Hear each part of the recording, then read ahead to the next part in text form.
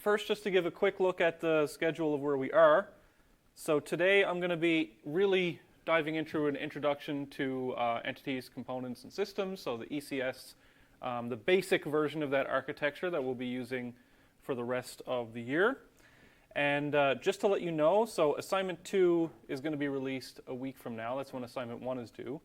And then, so this lecture is on the 5th. This one is the 10th, and this one is the 12th. I'm going to be away from the 7th to the 13th. Luckily, that overlaps with this lecture, but unluckily, it overlaps with this lecture. So this lecture, I will be posting a pre-recorded video. So there will be no lecture on the 12th, and when we get closer to that, I will post on D2L just so no one ends up showing up for that class. So on Thursday, the 12th of October, I will not be here, but I will just post, actually I'm just going to post last year's version of the lecture. It's perfectly fine. That one is, they haven't changed how sprites work, I hope, since then. I am also testing something where I am locally recording the screen. Now I can't find my mouse, so that's great. There we go. Okay, so I'm going to locally record the screen, and hopefully that will work and be better quality than the recording that is done by the lecture capture, which downscales to 720. So we'll see if that works. I may get fed up with having to sync the audio, but we'll see. So as long as when I press F5, this shows up there, we should be good to go. Perfect. So we'll have some PowerPoint slides, and then I'll do some live coding at the end. So ECS game programming. We kind of went over the first 4 or 5 of these slides we've seen before, but let's just have a refresher of what ECS is and why we would want to use it. So ECS is entities, components, and systems. Within ECS, an entity is any object in the game, whether it's visible or not. So we could have the player, a platform, a tile, a bullet, an enemy, a black hole, a spawner, all sorts of things, like basically everything in the game. And so ECS is actually, well, not ECS, but composition-based design is a software design paradigm. So ECS is one example of a compositional-based design. And compositional meaning we have components that we attach to something when we do our programming. But in order to really appreciate ECS, like we did last time, let's review about object-oriented design. And just a quick note is that large AAA games can and have and still will be made not using ECS. Okay? Object-oriented design has been around for decades and decades, well, so has ECS, but games still will be made without it. I've decided to teach ECS for this course because, in my opinion, as someone who has made a number of small to medium-sized games, it's going to be better for this course, and it will allow us to do many things very, very easily. And so there's a little bit of setup with ECS. Like I said before, you wouldn't, if all you're doing is making a very simple chess game or checkers or something like that, you wouldn't necessarily use ECS, but we will be getting into the scale of games where ECS starts to become useful. And once you have that engine done, then you can make any games you want in it. And some people agree with ECS, some prefer object-oriented design. Neither one of them is 100% provably best, right? Choose whichever one going forward, now that you're going to know ECS, which one you would like to use. So object-oriented design. So object-oriented programming and object-oriented design helps us manage our data and code. So for example, if we were taking an object-oriented architecture or design approach to a game, then an entity would still be any object in the game, and we would use an entity as a base class. Okay, so we would have a base class entity, and then things like tile, player, whatever would inherit from that base class. So you've all done a little bit of polymorphism. Which class does that? What's the course numbers? 2002? 2001? Okay.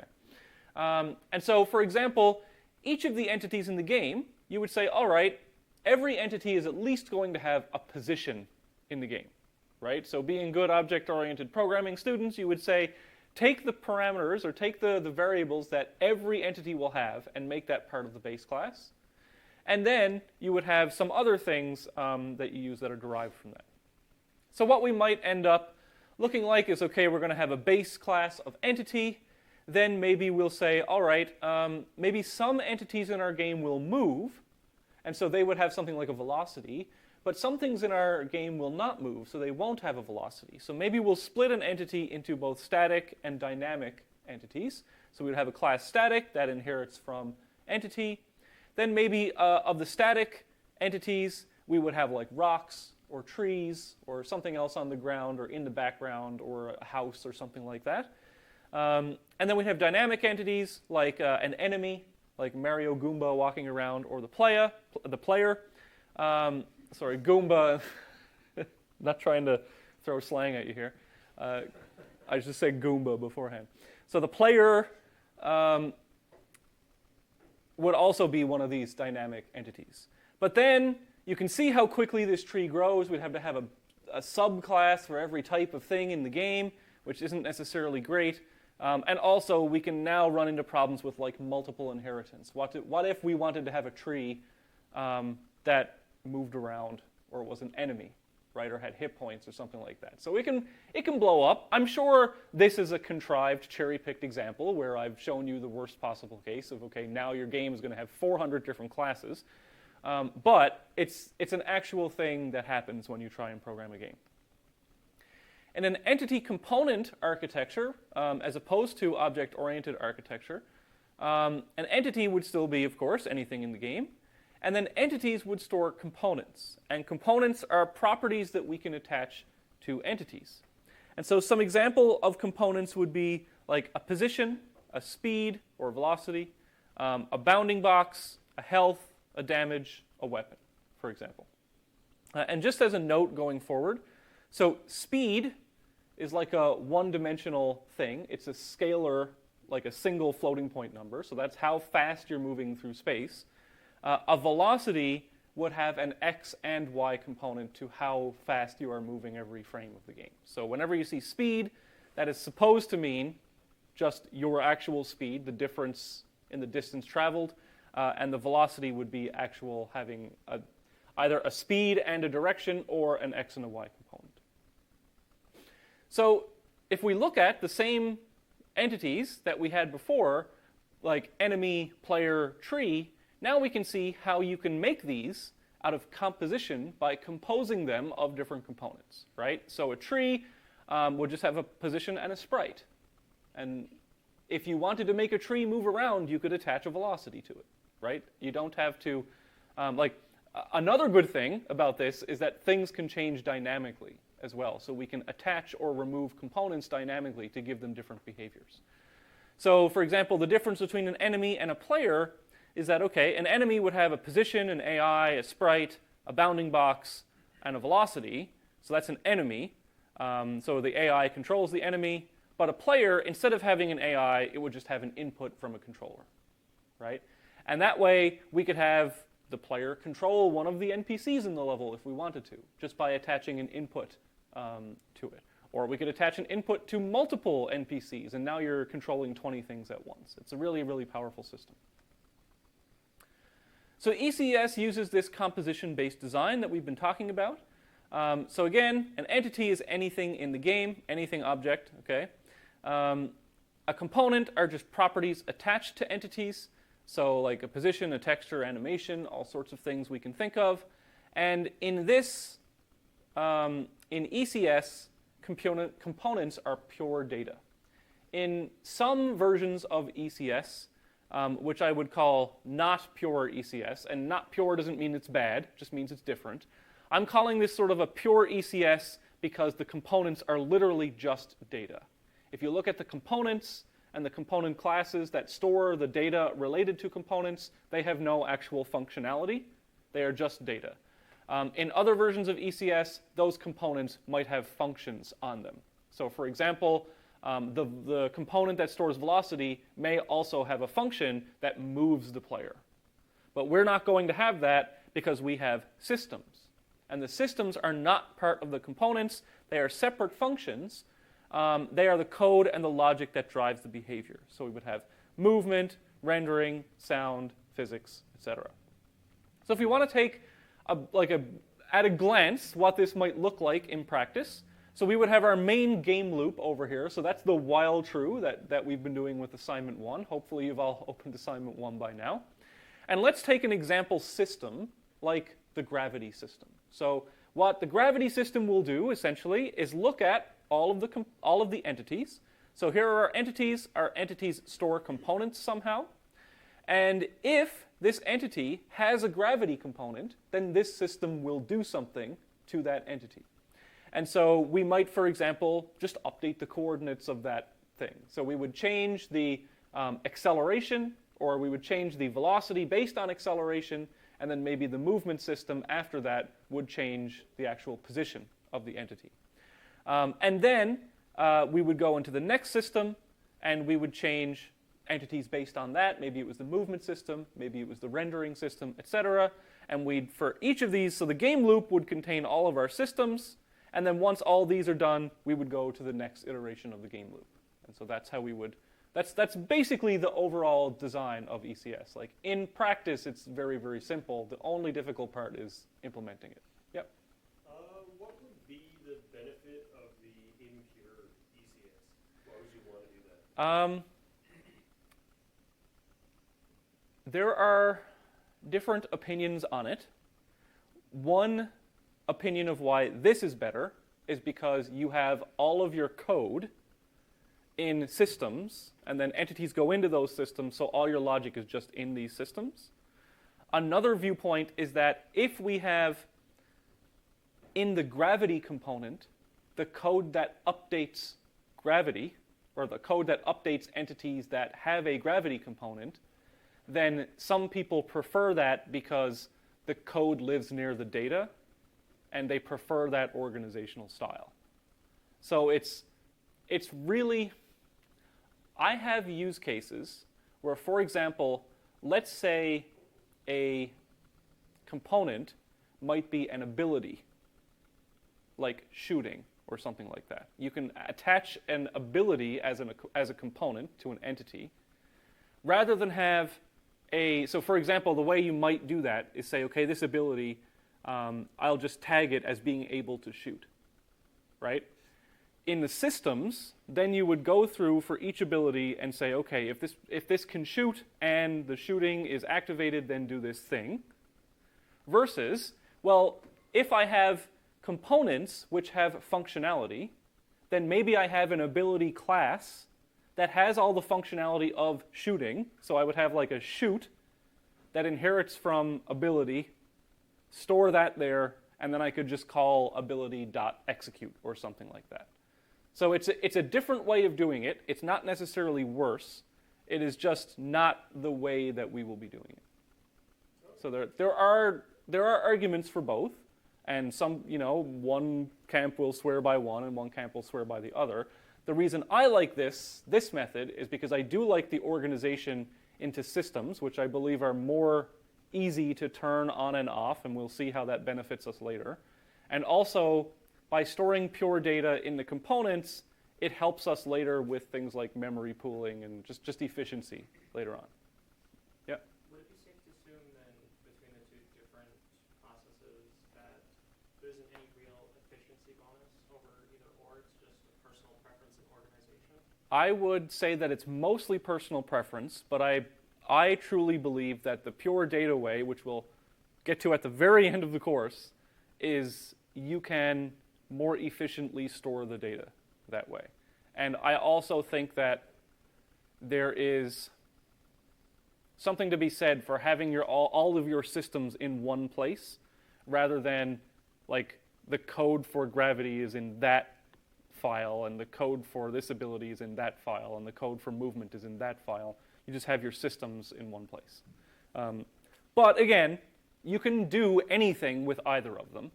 And the one that I don't like, I think, is just how Unity operated for like more than a decade. So, it must be good if people are using it, but I prefer the pure data approach. And I think that that will only come with experience. Like once you start programming the assignments, you will see the benefits of this system, and you also may see why the other system would be convenient in some cases as well. So some examples of entities and components. Again, we went over this last time. We would have a player. Player would have these components. An enemy would have these components. A bullet might have different components, like, for example, damage. So if one entity collides with another entity and one of them has a damage component, then maybe we subtract the damage component from the hit point component of the other entity. And we have very simple entities that are tiles, for example. They don't move. They're just very static. They have a position, a bounding box, and a sprite, for example. And so this is not the only way to implement ECS. The architecture in this course is a balance between efficiency, ease of use, and ease of learning as well. So we will make improvements as we go, and at the end of the course, we'll talk about how we would optimize things if we would make a real game. So I'll show you what will be completely fine and actually completely overkill for the performance of the games that we'll be creating in this course. And then at the very end, I'll go into a couple of lectures on, hey, if we actually wanted to make this like super performant, here's what we do. But those things, if I taught them in the middle of the course, I think would detract from the gameplay programming stuff that we really want to get through as well. So those will be notes at the end of the course that may or may not end up in your actual game engine for your project if you want to implement them. So some examples of systems that we have in the game. You know, a movement system, this is literally like, it looks so much like, other than the auto keyword that's missing here, this is the entire movement system for the game, right? So take the speed and add it to the position. Well, that should be velocity. But take the velocity, add it to the position, and now you have updated the positions of everything in your game. And if you wanted to say, turn off the movement for some crazy reason, you could just disable that system. Collision system, you could say, okay, for every bullet, loop over every enemy and see if they're colliding. And if they did collide, take the damage of the bullet and subtract that from the health of the enemy. And then destroy the bullet, maybe. Or if you want to, for example, have a bullet that can pierce through 3 enemies, then you could have a component that says pierce. And when it collides, instead of destroying it, you just remove 1 from the pierce number or something like that, right? And then it could go on to the next enemy, etc. Now, it's not that easy because you would be detecting on every frame. There might be a cooldown, stuff like this in order, like, we'll get into that. But it is much easier, in my opinion, than if you had to do it using object-oriented. And then the rendering system, again, this is a bit of an oversimplification. But basically all we have to do is go through all the entities, get the sprite, and then draw it at a given position. Okay, so this is not literal C++ that will compile, but it's very close to what we'll see in our game engine. So what we'll have as the overall architecture is we'll have the engine. The engine will be composed of different scenes. And like I said last time, a scene would be where gameplay differs dramatically. So if we think about like a game like Pokemon or any other RPG, we might have an overworld walking around top-down view. That's one scene.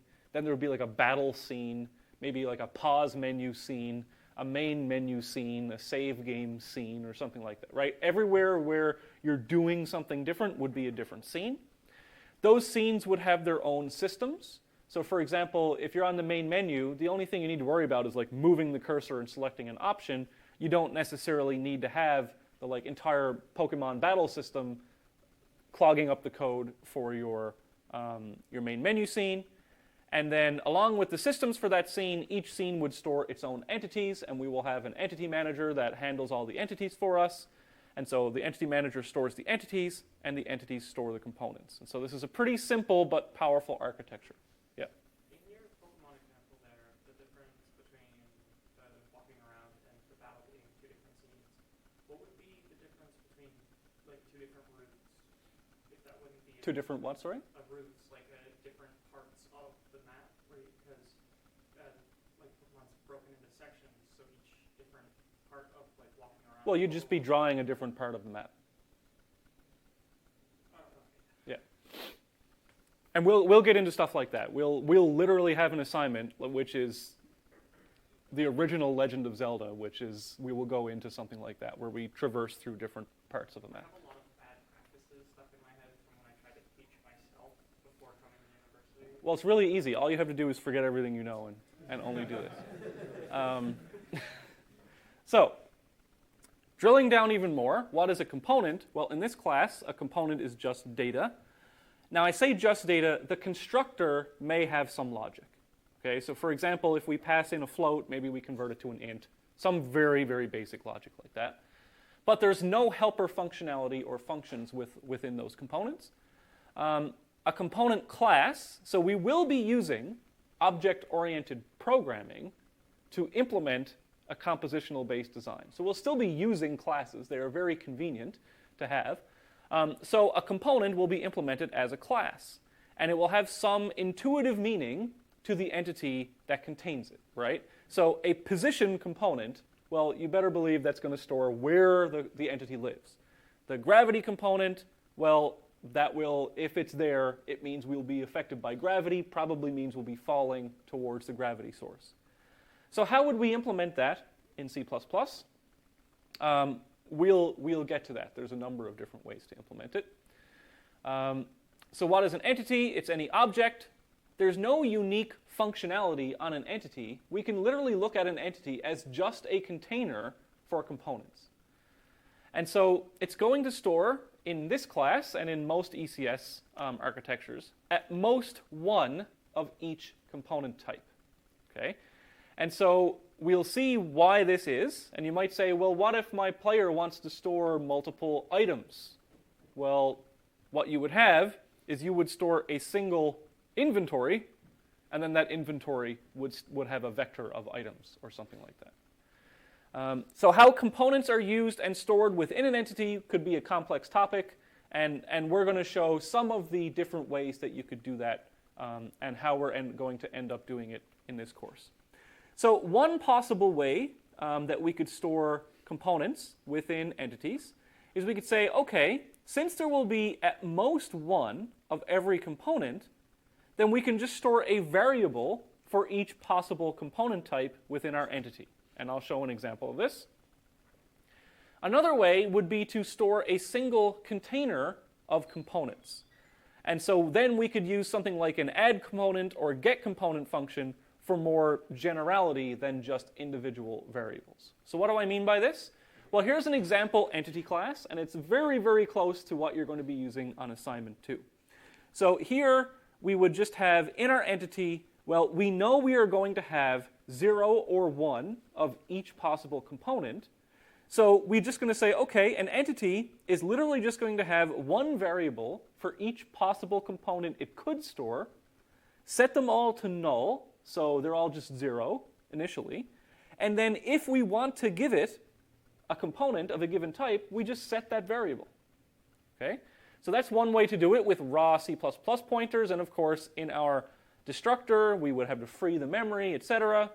But a much safer way of doing this, which we learned, is with shared pointers. So we use smart pointers, in this case a shared pointer, to store each of our components. So by default, if you just construct a blank shared pointer, that is also equivalent to null. And I'll show an example of how we would use that in a little bit. But this is the first way of just storing one variable for each possible component that we could have. And this is almost exactly the class that we'll be using in assignment 2. And then because these are shared pointers which implement their own RAII, we do not ever have to worry about freeing that memory because the shared pointer class frees the memory for us. And if anyone out there is a AAA developer and says, oh my god, using shared pointers for the components is super slow, again, we're using it because it's easy right now. It's easy and powerful. It's not the most efficient thing, but later on, we'll show a more efficient thing. So that's the path that we're taking forward. Get you making games that work and are easy to program, and then later do the harder stuff that will make them more efficient. Here's the different way where we may have a collection of components. So we could have a vector of components, call that components, and then we would have some sort of functionality of adding a component of a given type or getting a component of a given type. C++ offers us a little bit more of an efficient way to do this, where instead of storing a vector of an arbitrary number of components, since we know that we'll have at most one of each type of component, we can actually use a tuple.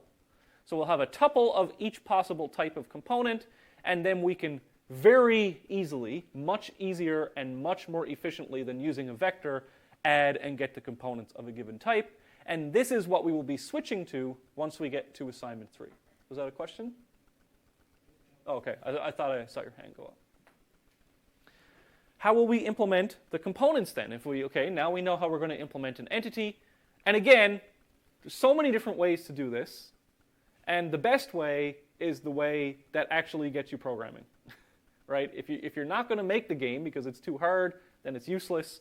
But if it's so slow that the game doesn't work, then that's also useless. So we're going to go through both of those considerations. So in this class, we are going to have a different component class for each component that we want to implement. It's going to be very, very simple. So we're going to just name the components. They're going to start with a C, so for component, and then we're going to call it C component name. So for example, C transform, C gravity, C input. Those are going to be the different classes.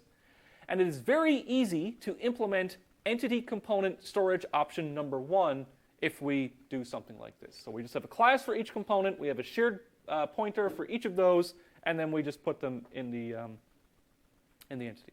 And we will come back to that number 3, the one we're doing for assignment 3. We'll do that when we get closer to assignment 3. So here's an example. This is the actual code that we're going to be using for the transform. So a transform in mathematics are operations that you've done to a position or a shape or something like that.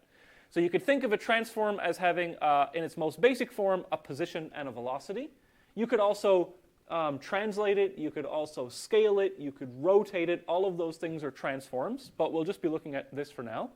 So our transform class will contain a position, a velocity. This vec2 we will be doing at the end of this lecture, and it's just an x and a y.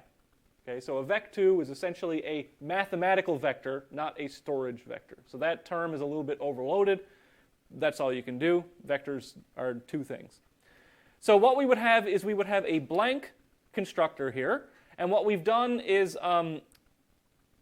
since C++11, I believe, when we declare a class variable, we can also give it its default value. So if we assign no value to this in the constructor, this is the value. So we can have a blank constructor, leave the constructor blank, and we know that the position and the velocity by default will be given the value of 0, 0. Or, as a convenience factor, we can say, okay, we can construct a transform, give it a position and a velocity, and it will set those position and velocity when we actually set the constructor. Now, one other thing is the choice of leaving these variables public or not. Like, okay, proper, quote unquote, proper object-oriented programming, you would have these as private variables, and then you would have getter and setter functions for those things. That becomes a nightmare, right? You just want to be able to get the velocity by saying dot velocity. You want to be able to get and set that in your program. You could write getters and setters, but it is very, very common practice to just open up component data to be public so that all of your systems can manage it without having to have so much more code than is necessary. Here's another example. I don't know why I had this animate out like this. Here's a shape.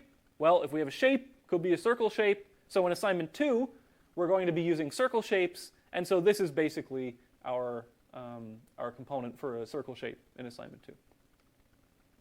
So if we recall, we have an entity that looks like this now, where we just have, should be a capital T, but whatever. So we're going to have a standard shared pointer to each of our component types, and we'll give them a name, and that's exactly what we're going to use in assignment 2. When the entity is created, these will all be null. When the entity gets destroyed, it will clean up for us because we have RAII happening inside these shared pointers. So how would we declare an entity using this system? Well, it's super easy. So let's say we want to have a bunch of entities, right? So we'd have some container of entities. I'm going to have a position, say 100 in the x direction, 200 in the y direction, and then a velocity of, okay, they're going to move down and to the right by 10 pixels every frame. I declare an entity, okay, entity E. Then I'll say E.cTransform equals standard make shared cTransform position velocity. That's it. I have set the transform component of that entity. Maybe now I want a name on that entity, so I'm going to give it a name, and maybe I give it a shape as well, and then I say, hey, add this entity to the vector of the entities. That's it. It's really easy to create an entity using this, and then whenever this vector gets destroyed, its destructor will be called. In the destructor of the vector, all destructors of the entities will be called, and the destructor of the entity class, all the destructors of the shared pointers will be called. So all of the memory is handled for us using this. Yes? In this example, the velocity numbers there, that would just be how fast it would move if it were to have that system acted on the entity? Or So is it that it's... in the system that we are using, a velocity represents the change in x and y at every frame of animation of the game. Okay. Yeah. And every entity will have a transform. If you want it to move, you give it a non-zero velocity. So the one thing we'll be doing pretty much, yeah, every single entity will have a transform. That's the base component. It has the position in it. So that every entity will have that. And then we could do some stuff with the entities, right? So we could move them, we could do whatever. So how do we use an entity? So let's say that we have some function do stuff, and this takes in a reference to a vector of entities. The reason it takes in a reference is because C++ is passed by value by default. So if we had passed in this without a reference or without a pointer, we would be copying all of the entities into this function, doing stuff to them, and then when the function ended, all the entities that we just changed would be destroyed, right? And so none of our actual entities that we have stored will be actually changed in the game. And so that's why we pass in the reference here, because we actually want to change these things that we're passing in. So for each entity, so auto, again, we don't have to type standard shared pointer entity. We don't have to type entity, we can just type auto. So we could say here, for example, get the position of the transform and add to it the velocity of the transform. Then we take the shape, which is going to be an SFML circle shape, and we set the position of that to the position of the transform. Then we would say window.draw the shape, and that's it. So in these 3 lines or 4 lines of code, we have iterated through all of our entities. We have updated them so that they move correctly with their given velocity. We set the position of the shape object in the SFML world, and then we draw it. So that's just an example of stuff that we would do with the entities. However, we are actually going to break this down into systems. So this would do all of that in one place. And for something simple like this, that may be sufficient, but our games will be getting more and more complex as we go. So we may have a system, and I'm going to prefix our system function names just with S, because it's a system. And then we would pass in a bunch of entities, and we would say for each entity, that's it. So the movement system just moves the entity. Now, in an actual movement system, we may have acceleration as well. So there would be an extra line of code there that says, take the acceleration and add that to the velocity. Okay? And so some systems only operate on entities which contain certain components. So for example, and this goes back to your question, in order to perform movement, the entity has to have a transform. In order to render, it must have a transform and a shape. In order to do some collision physics, it must have a bounding box, right? So what we can do is we can filter out entities before passing them into the system. So we would say, okay, let's take all the entities that have a bounding box and pass that into the physics. Or what we can do is just check for entities that have the required components before using them. So again, if we recall, all of our components are individual variables, at least in the first iteration of this. And if an entity does not have a shape component, this is going to be null. It's going to be 0, right?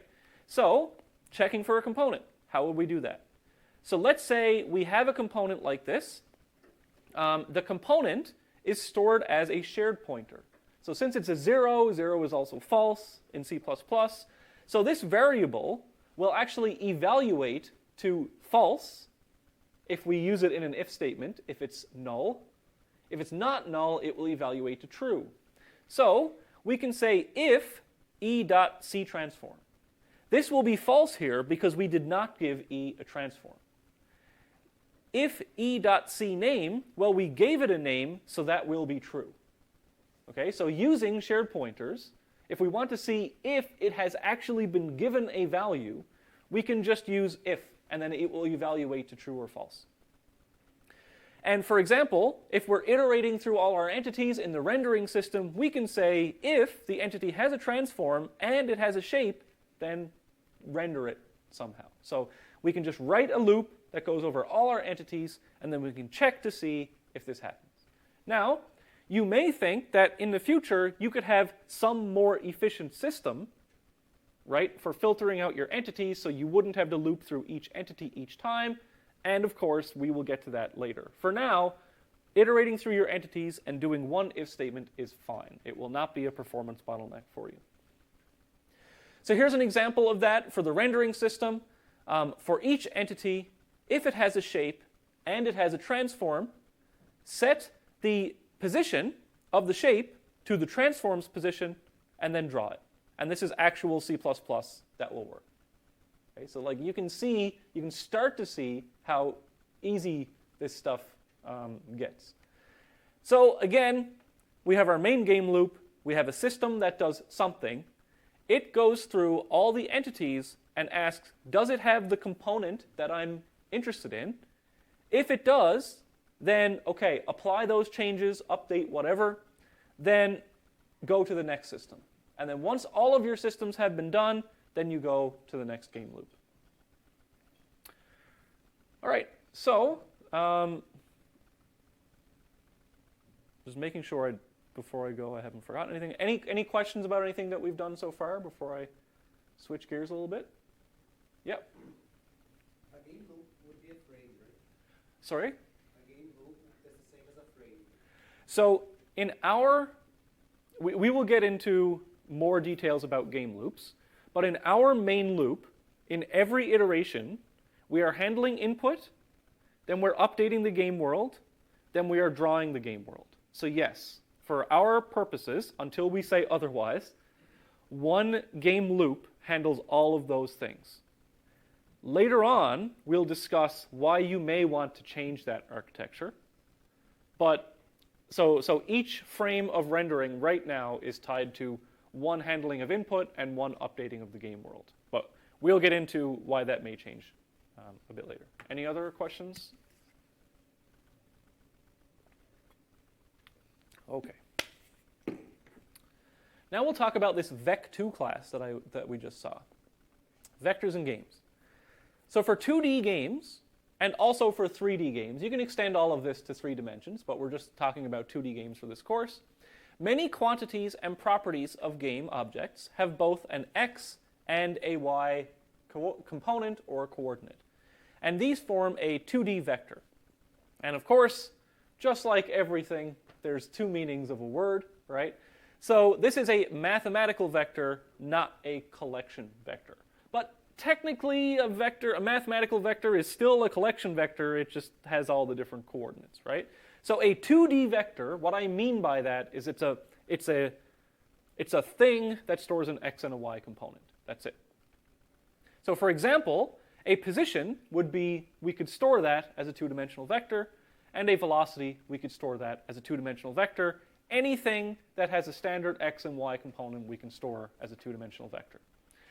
And so you can think, okay, how would I store this? Well, I might have pos x as my x position, pos y as my y position, and then velocity x, that's one variable, and velocity y. But it's super annoying to store the x's and the y's separately. So as good object-oriented programming people, we will make a class to handle that functionality, right? So just because we're using ECS doesn't mean we're not using classes. It just means we're not architecting our game using classes. We're still using classes for programming, just not for our architecture. So let's make a 2D vector class, and we'll call that vec2. So just some notes. I'll go more in depth on vector math later, and what we'll do is as we introduce new concepts in vector math, we'll add functionality to our vec2 class. But we'll first introduce the programming architecture and then later use it to implement the game math and the physics component. And just as a quick note, yes, in SFML, there is already a 2D vector. It's called SF vector 2F. That's the float version of the 2D vector. It already exists, and it's what it uses. But we will be reinventing it, A, to learn about it and how to implement it, and B, to be able to attach more functionality to it more easily than modifying the SFML source code. Okay? So that's why I know it exists, trust me, it's everywhere in SFML, but we will be making our own version of it. So the vec2 class, well, what do we want to store in the vec2 class? Well, of course, the member variables are going to be x and y. That's all the data that we need to store in this in this vector. What do we want to do with those values? Well, it turns out there's a bunch of things that we would love to be able to do with those values. So we will attach different functions and operators to the vec2 class, and we'll do that in the live coding that I'll do in a little bit. So for example, maybe we would want to add or subtract or multiply or divide or take the length or get the length of a vector or normalize it or rotate it, all sorts of different things that we can do with this. And so what we'll do is we will make this vec2 class. We are going to have public x's and y's because we want to get and set these things so often that it just makes sense to have them be public.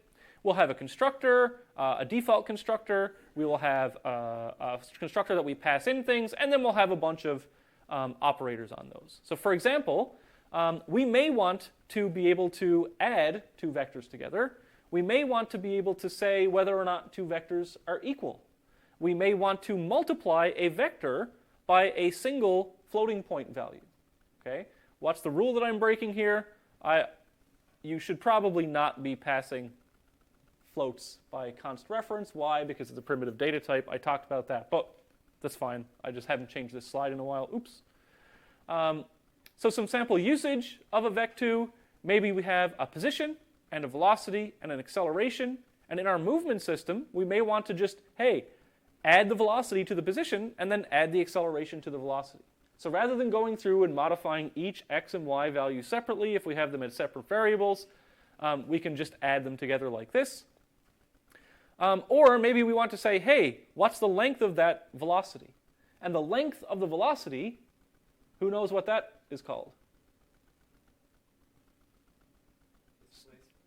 Speed, essentially. Yeah, right?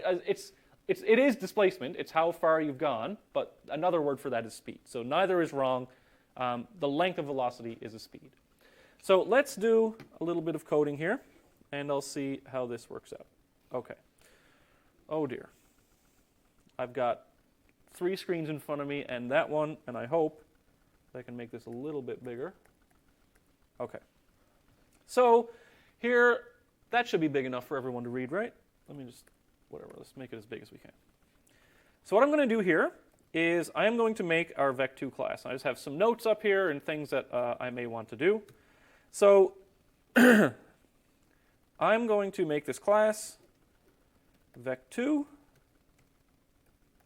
And so just a quick note, I'm just using Vim here in a terminal. If my connection to Mung goes down, then the live coding session is over. So we want our public float x equals 0, float y equals 0. And then we are going to have our vec2. This is our constructor, and that is a default constructor. So that will do nothing, right?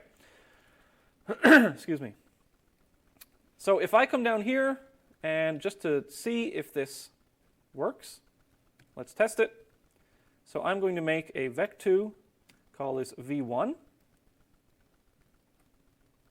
and a vec2, call it v2. Now I could come down here and set individual x and y values like this, but that's super annoying and time consuming. So the second thing I'll do is make a constructor that takes in an x and a y. Now you may say, okay, why do we want a default constructor at all? Well, it turns out that certain containers, so for example, if we wanted to store a vector, like a standard vector of these things or a standard set, then those need to be able to default construct things, and so you have to have a default constructor in order to be able to store these inside a container. So sometimes we just need a default constructor, even if we don't end up using it. So here we would have a float. I don't want to give that the same value, so I'll call this x in, and a float y in.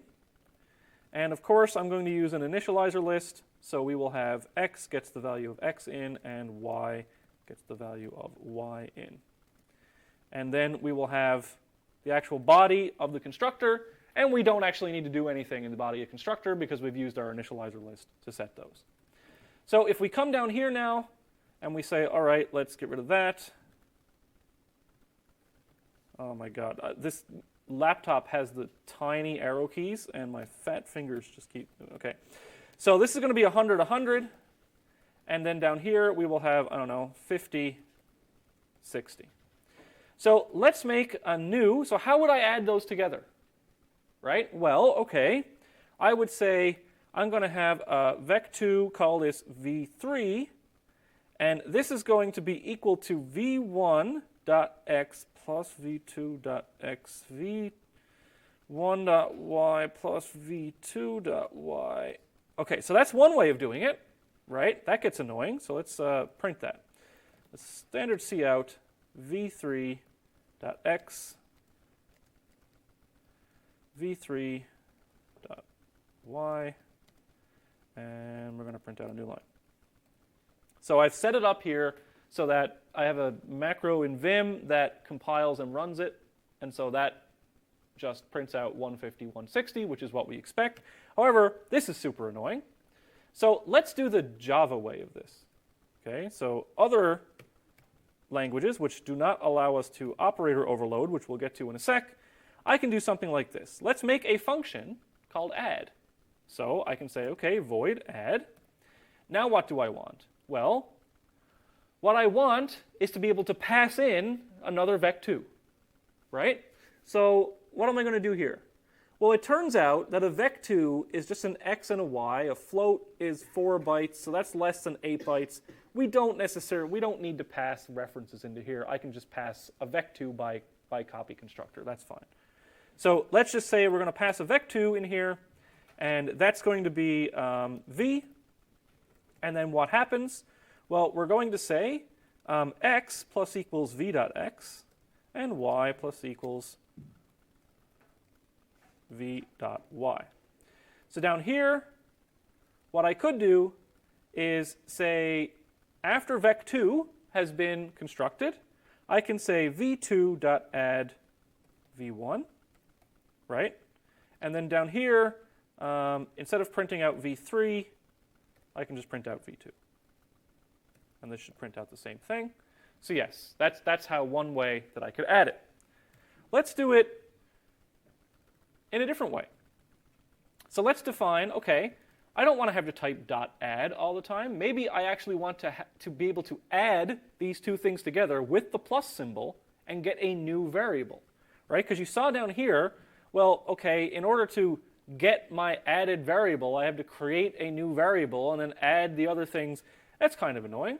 So let's do another thing. So let's define an operator.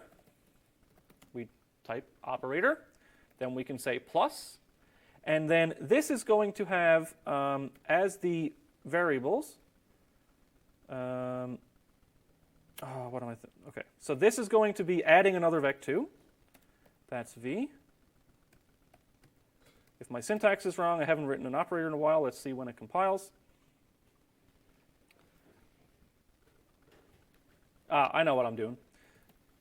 Wrong. this operator plus is going to take something, add it to this one, and return a new thing. Okay, so then we can use that thing.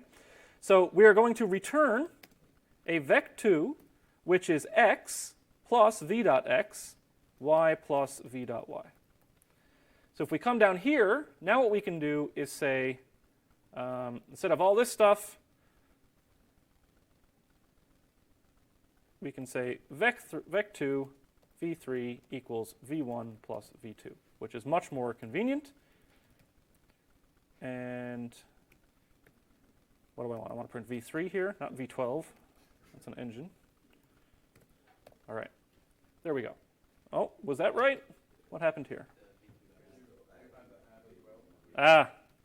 Just I did that on purpose just to keep you awake. All right, so that's a much easier way of doing that. Okay. Now let's say, all right, well, maybe I have a vector and I want to scale it. What does scale mean? Well, scaling means I want to make something 3 times as big, right? That's scaling. So I could have a void function, which is scale. This is going to take in a float s as the scale.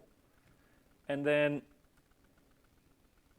it is going to, okay, so this is void, so it's going to be modifying in place. So my x, we're going to multiply that by s, and my y, we're going to multiply that by s. So just like plus equals, we can use times equals. Down here, I'm going to have v3, which is that, and then I can say v3.scale to make it twice as big. And then see, there we go. So now it's twice as big. Okay, what if I wanted to have a scaling operator, maybe multiply, that returned a third one, right? So, okay, I could do the same thing as my previous operator. This would be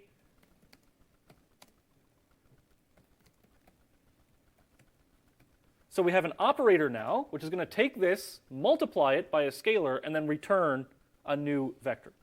So we have vec2 return, vec2, and this is going to be x times s, y times s. So rather than scale, what I could do down here is I could say something like this. If I want to get really fancy, I should be able to just do this.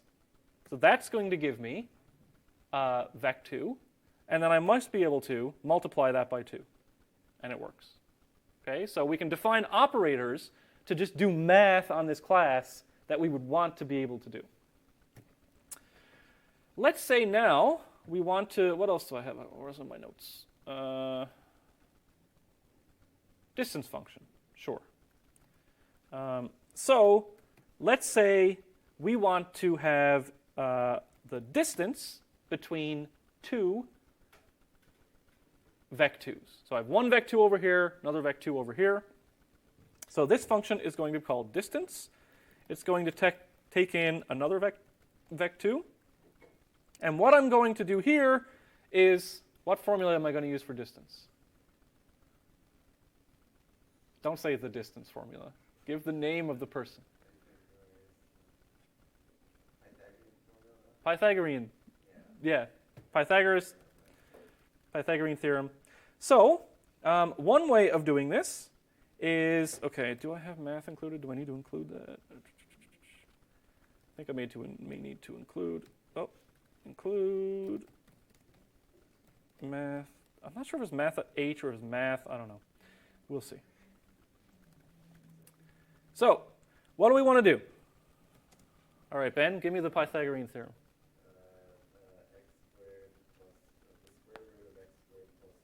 Okay, so x squared plus y squared. So that would be, yes, but I have another, what's the x here? It's the distance, right? So maybe, Do you want a distance between two? Oh, it's a distance between two points? yes. Okay, so it's v dot x plus x, square that. Okay, so I'm going to make a couple variables to make this, I'm going to make dx. This is going to be v dot x minus x. And then float dy. I mean, if that's Equals x. Yeah, I knew that. Don't worry about it. God, people just like put down their phones just to catch me in an error, right? So we have square root f. That is our floating point square root function. And if Ben is right, we should be able to say dx times dx plus dy times dy. All right. So now I have v1 and v2. Let's say my v2 is actually going to be at 200. What's the square root of 2? Like 1.41? All right. So this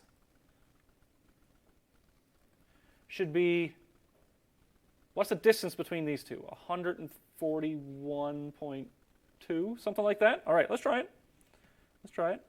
Let's get rid of that. Float dist equals v1 dot dist v2. Standard C out. Oh my God, sorry. I'm like this, and it's like destroying my wrists. You should really, like 90 degrees, right? Okay, so what am I printing out here? I'm printing out dist. Oh, it's close. Close. So that's, now we have dist, right? Okay. Let's look up here and let's do something else. Let's do the length. So this is probably what you were thinking of at first, right? The length of a vector is the distance of that vector from the origin. So we would be using the distance formula, but subtracting 0. So we don't necessarily want to do that. So let's just say, okay, we would have square root return square root f. So since x minus 0 is x, then this would just be x times x plus y times y. Okay. So now if we come down here and we just say, we're going to call dist, but it's just going to be v1 dot length. What should dist print? What's the length of a vector that goes from 0, 0 to 100, 100? I bet it's the same as the distance between 100, 100 and 200, 200. So what is it? Who remembers it to the most decimal places? 421. Oh my God, you're actually reading the slides? Well, you didn't say that until the compiler did, so. All right. 421. 421. Okay. Now that we have length, what about using, now this is like, you don't have to do something like this, but the distance formula would then be return the length, right? Well, it would be, oh, we don't have a minus. Hang on. Vec2 operator minus, and then this would be vec2 v, and then this is going to return x minus v dot x. Oh, sorry, a new vec2. X minus v dot x, y minus v dot y. All right, so that gives us our minus. Now, what if we return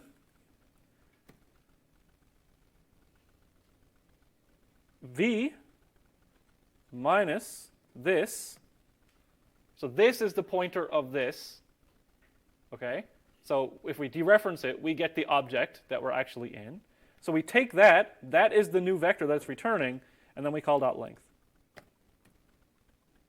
What if we do that? Whether or not it's more efficient, I don't know. But let's call dist is v1 dot dist v2, same thing. So all sorts of ways that we can reuse functions that we had before and make things more efficient. Yep. In the minus operator overload, would we want to account for negative values? Well, that would be an absolute value or an absolute difference, right? So if we're taking this value and subtracting that value, right? Like if I have a vector that's this big, and I want to subtract a vector that's this big, then it could be in the minus direction. So simple subtraction, we wouldn't want to deal with that. But let's do the thing that you might be concerned with. We can take times 11:30. Got lots of time. So we would have vec2, maybe abs, where we take the absolute value and then we return the absolute value of both of them. I'm not going to implement that. Now, let's say we want to do something like this. This is kind of fun. I don't use it a lot in practice, but it is fun. And it's actually quite efficient to do things like this. So we could take V1 and then add V2. And then we could take V1, which now has V2 added to it. And then we could scale it. Oh, geez, where did my thing go? Then we could scale it by 7. And then we could take V1 and then we could add V2 again. We can do something like that. However, let's look at this. If I come up here, what does this add return? Well, it doesn't return anything. It's just a void. But what if we did make it return something? What if it returned a reference to itself? So the return type of add is a reference to itself. Okay. Let's keep going. Dave, you're crazy. What are you doing? We'll see.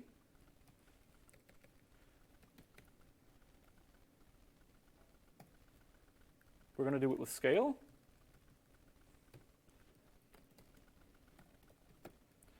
And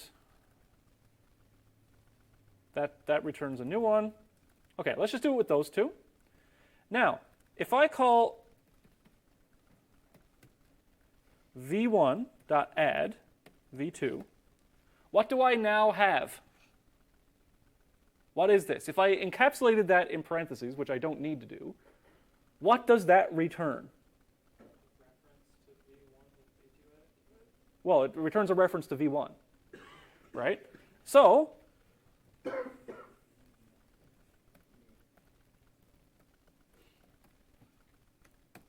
all of these just return references to themselves. So I can just do this.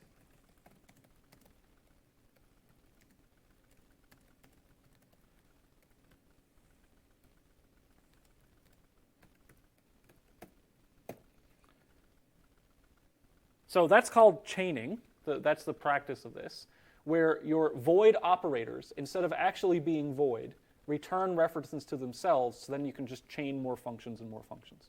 So this, actually, in some cases, is a much more efficient way of doing a lot of operations because you're not actually creating new variables, right? And so the creation of new variables, intermediate variables in between, like you could say, okay, added v1 equals v1 plus v2. Scaled version equals this, right? But this is just doing it all in place. And so this might be a little bit more efficient. Just personal style. And then you can just take it and profile it and see which one is faster in the end. We may also want to do something like, okay,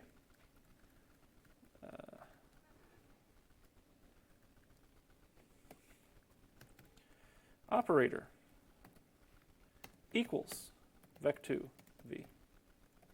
Now, what kind of operator is this? If I want to say, does this thing equal another thing? What's that going to return? Boolean. I heard some different things, but the most correct thing is Boolean. So this will return. So how do I want to check if two vectors are the same? Well, no, that'll get you. So order of operations mean this will matter, but I still prefer to do this just to give future readers of the code. So if I say down here, standard cout scout, no, v1 equals v2.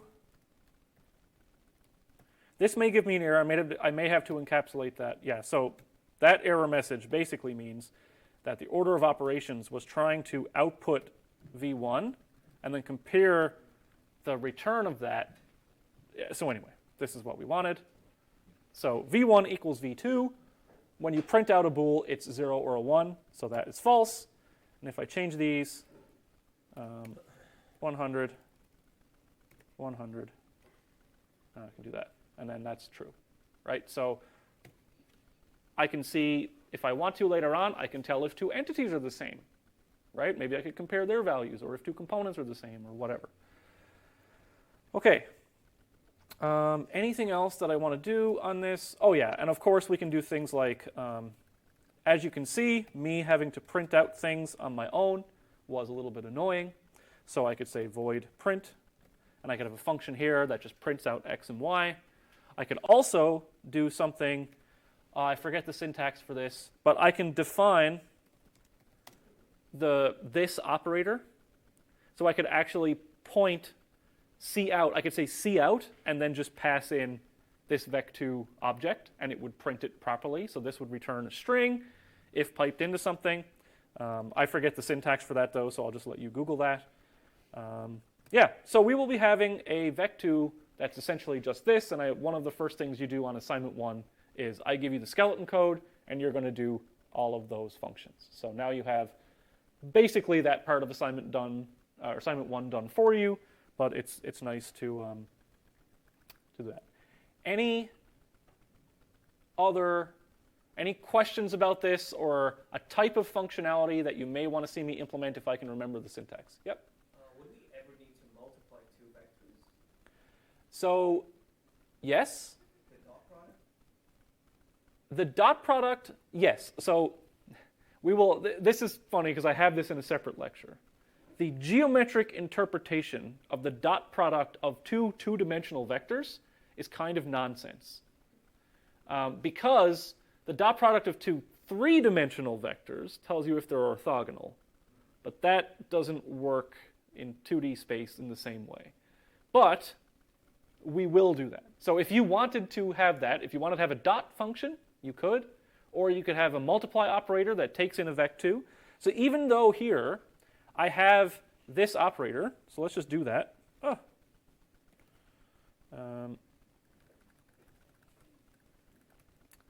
So I've already defined, you may say I've already defined the multiply operator, but if I specify another multiply operator that takes in a vec2, I can totally do that.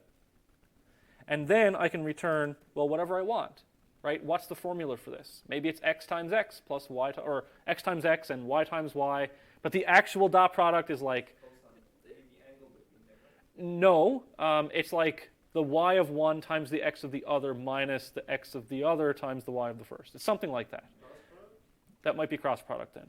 But yes, what I'm trying to say here is, without fudging up the math too much, is that you can have as many types of the same operator as you like, as long as they differ by input parameters. But I can't have the same operator differ by output. So if I had another multiply that took in a float, I couldn't do that. So let's say because it doesn't, you can't, in C++, you can't have two functions that have the same name and the same inputs, only differ in outputs, because then how would I know which one you're trying to use, right? Any other questions about the vec2 class? Yep. Earlier when you were doing chaining, I was just wondering, when it was still void, why wouldn't you be able to chain them? Because it literally returns nothing. Oh, yeah. Right? So you need something to do the dot on. Yeah, so it would just be a compiler error. Anything else? Cool. Oh, one last thing. You can, I may have shown this before. Oh yeah, in the other live coding session, I did the thing where I did operator. You can do this as square bracket operators, and this takes in an int index. So if this was an array, I could return array index. So in some languages like Java, you would have to have .get and pass in the index. Maybe new versions of Java let you do this. I don't know. But you could have the same square bracket interface operator as a normal array would have. But of course, this this just has two it's an x and a y, so I can't do that.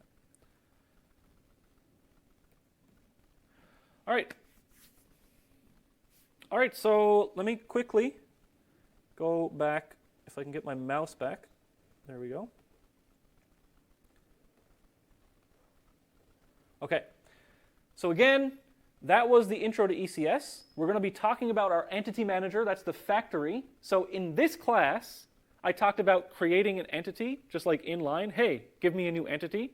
We are no longer going to be able to do that once we get our entity manager. We're going to have to ask the entity manager to give us a new entity, and it's the only thing that can create it. And so what we're going to be doing, which is really interesting, is having an entity with a private constructor. And then the entity will friend class the entity manager, which tells it the entity manager can access my privates, which, it's kind of funny. But the entity manager will then be the only thing that can construct entities, which is pretty cool. All right, that's it. Thanks.